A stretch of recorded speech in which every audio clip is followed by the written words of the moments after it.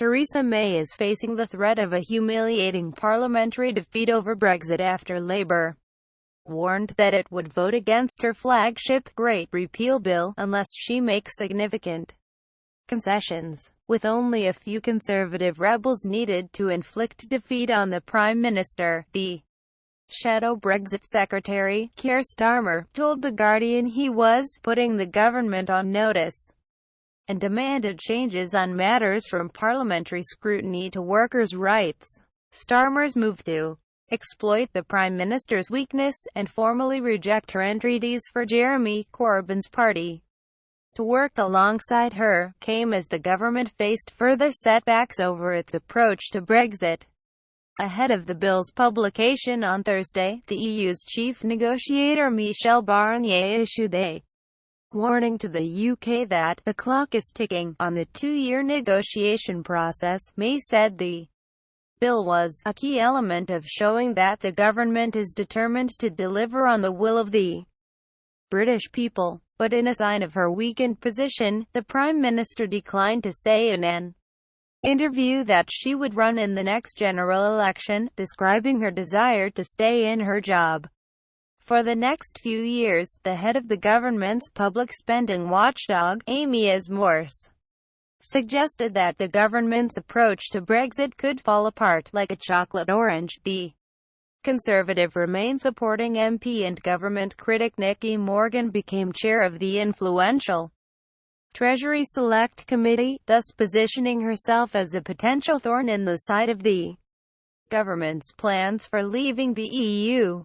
The so-called Great Repeal Bill, which will revoke the European Communities Act of 1972 and transpose EU law into UK law, will be published on Thursday as the European Union Withdrawal Bill, but MPs will not get the chance to vote on it until it receives its second reading in the autumn. Starmer said that the bill would not gain Labour's support in its current form.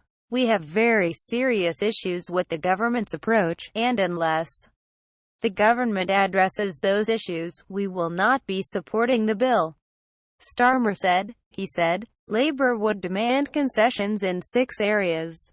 These include ensuring that workers' rights in Britain do not fall behind those in the EU, incorporating the European Charter of Fundamental Rights into UK law, and limiting the scope of so-called Henry VIII powers, which could allow the government to alter legislation with minimal parliamentary scrutiny. "These issues are serious, they're reasonable, and we are very firm about them. So we're really putting the government on notice," he said.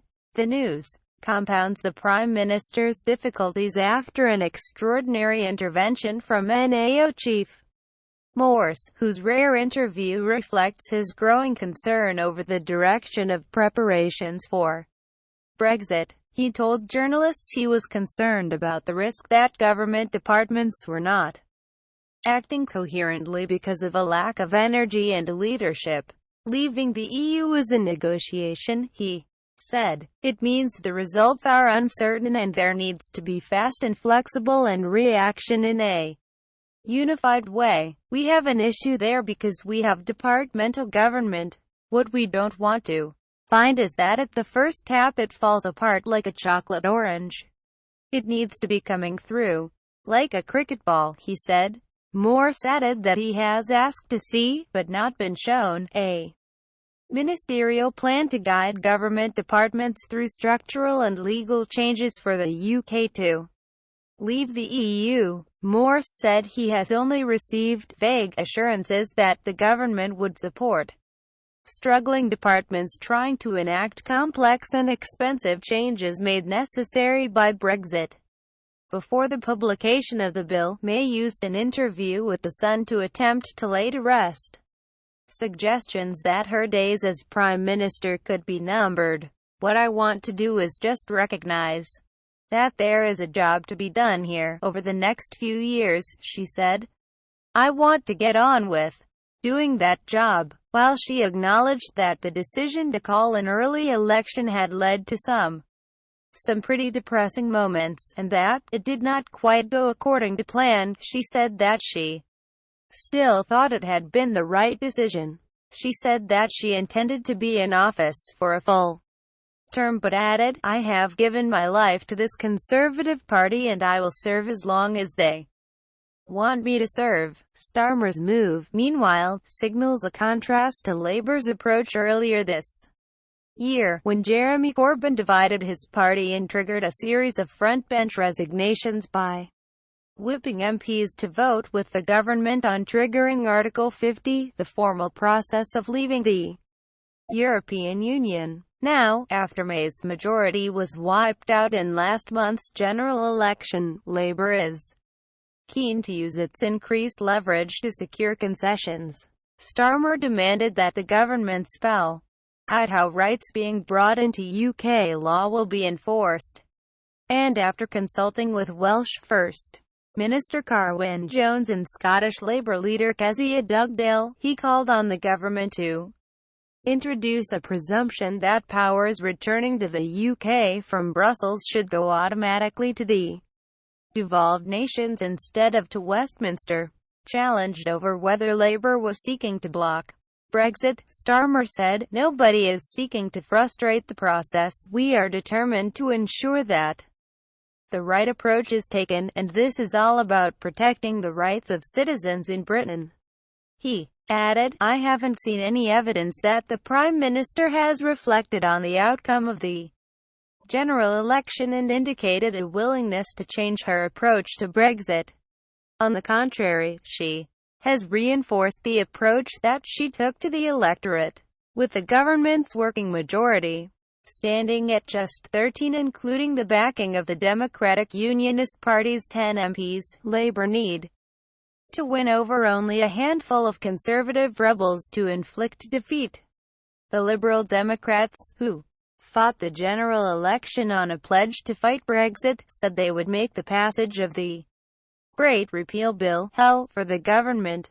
The party's outgoing leader, Tim Farron, said, "We have been learning the lessons of Maastricht and I am putting the government on warning. If the government try any wheeze or trick to force through changes to vital protections, from workers' rights to the environment, they are playing with fire."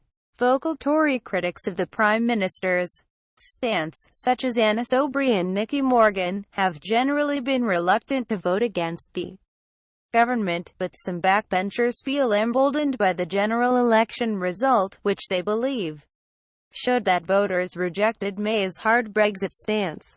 Meanwhile in Brussels, where formal talks will restart next Monday, Barnier, giving an update on the negotiations so far, rebuffed Boris Johnson's comment that the EU can go whistle if it thought Britain would pay a huge bill for leaving the EU. Barnier said, "I am not hearing any whistling, just a clock ticking," and stressed the EU's long-standing position that citizens' rights, the Northern Irish border and the divorce settlement must be dealt with before talks can begin on a future free trade deal. "The three priorities for the first phase are indivisible," he said.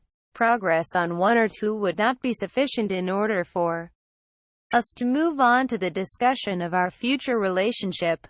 Starmer described Johnson's remarks as deeply unhelpful to constructive negotiations. As he prepared to publish the Great Repeal Bill, Davis insisted that it would provide maximum certainty, continuity and control. He called it one of the most significant pieces of legislation that has ever passed through Parliament, and a major milestone in the process of our withdrawal from the European Union. "By working together, in the national interest, we can ensure we have a fully functioning legal system on the day we leave the European Union," he said.